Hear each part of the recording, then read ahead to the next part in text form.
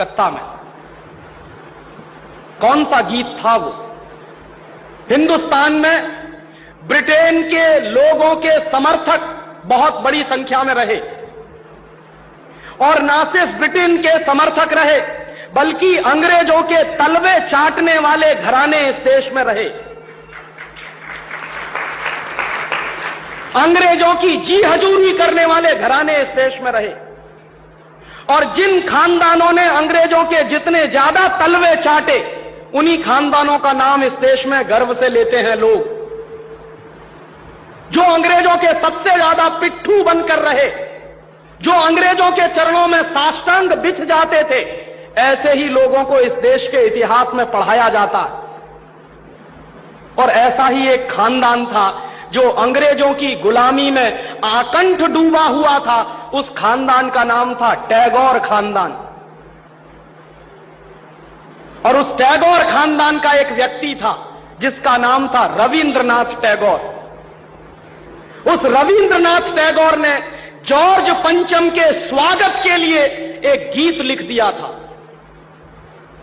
और ना सिर्फ उस आदमी ने वो गीत लिखा बल्कि कलकत्ता में जब जॉर्ज पंचम पहुंचा और उस भरी सभा में जहां लाखों लोग उपस्थित थे, हिंदुस्तान की गुलामी का गीत गाया गया और ब्रिटेन के राजा का सम्मान किया गया।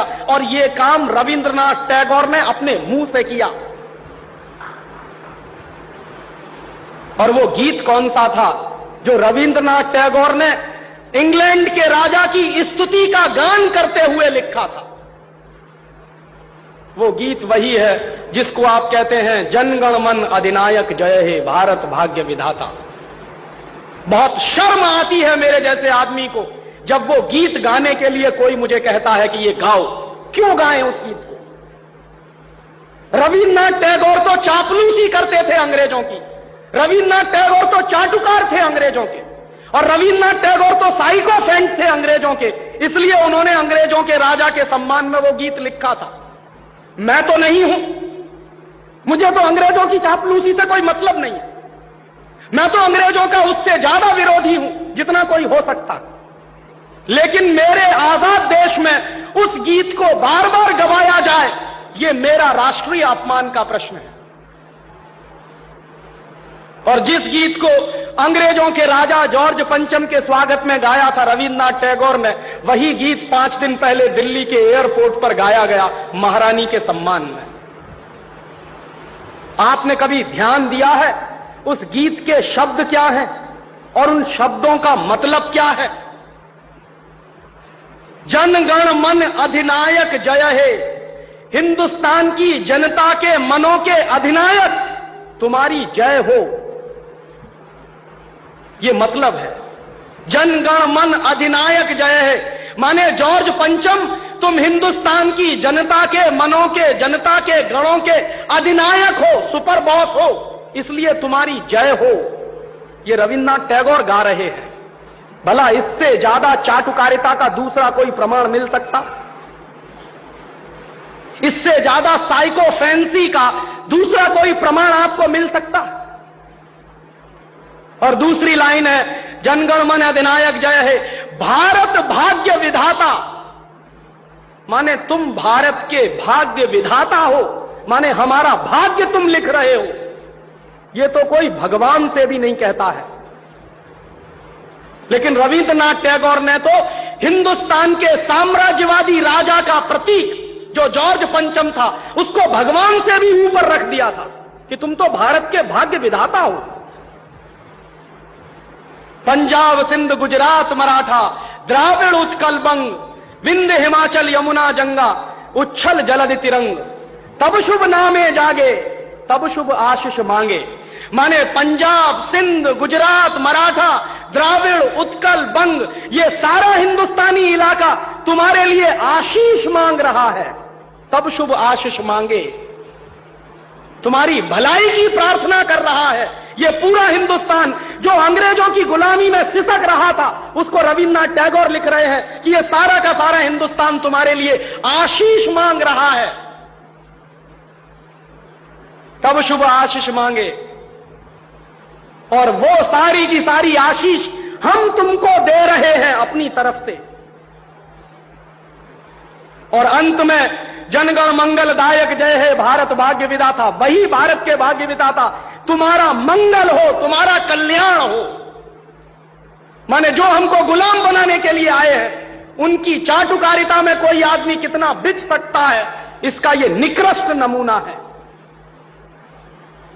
और अंत में वो कह रहे हैं कि जय हे जय हे जय हे, माने तुम्हारी ही जय है, तुम्हारी ही जय है, तुम्हारी ही जय है। ऐसा गुलामी का प्रतीक गीत ये गुलामी के दिनों में गाया गया एक ऐसे हिंदुस्तानी की तरफ से जिसको शायद आप बड़े श्रद्धा की नजर से देखते हैं। और ये गीत जब गा दिया था उन्होंने और चरणों में बिछ गए थे रविंद्रनाथ टैगोर, तब अंग्रेजों ने उनको नोबेल प्राइज दिलवा दिया था पुरस्कार के रूप में। रविंद्रनाथ टैगोर को ऐसे ही नोबेल प्राइज नहीं मिला था। अंग्रेजों ने कुछ नियम बनाए थे, कुछ परंपराएं बनाई थी। और अंग्रेजों के नियम क्या थे? जो अंग्रेजों की जितनी ज्यादा चाटुकारिता करे, जो अंग्रेजों के जितने ज्यादा पैर चाटे, उसी को अंग्रेजी सरकार राय बहादुर का खिताब देती थी। उसी को अंग्रेजी सरकार हिंदुस्तान में और इंग्लैंड में नाइटहुड की पदवियां दिया करती थी।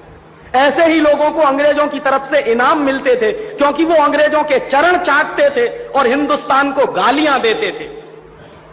और ऐसे चरण चाटू लोग आपने नाम सुना है, हिंदुस्तान के राजाओं के दरबार में कुछ चारण और भाट हुआ करते थे।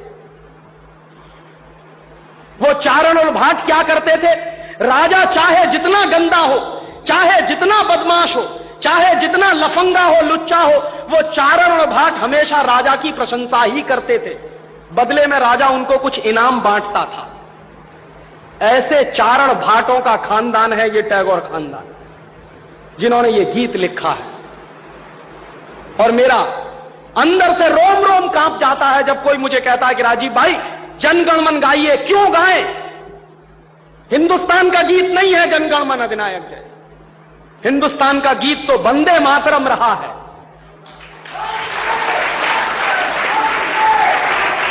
और यह वंदे मातरम जैसा गीत जो हिंदुस्तान की आजादी की लड़ाई का प्रतीक था, जो हिंदुस्तान के लोगों में खून में जोश भरने का काम करता था, उस वंदे मातरम जैसे गीत को हिंदुस्तान में राष्ट्रीय गीत का दर्जा दिलवाने में 50 साल लग गया हमको, अब जाके हुआ है।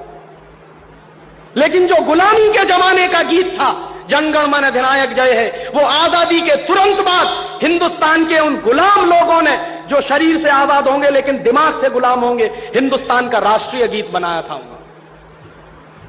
और आप में से बहुत कम लोग जानते होंगे कि कांग्रेस के 2 अधिवेशन हुए थे, जिन दोनों अधिवेशनों में यह फैसला हुआ था सर्वसम्मति से कि हिंदुस्तान की आजादी के बाद जनगण मन हमारा राष्ट्रीय गीत नहीं रहेगा। यह फैसला हुआ था कांग्रेस की समिति में। लेकिन उन्हीं कांग्रेस के लुच्चे नेताओं ने आजादी के बाद उसी को अपने देश का राष्ट्रीय गीत घोषित करवा दिया। इससे ज्यादा शर्म की दूसरी बात कोई हो नहीं सकती।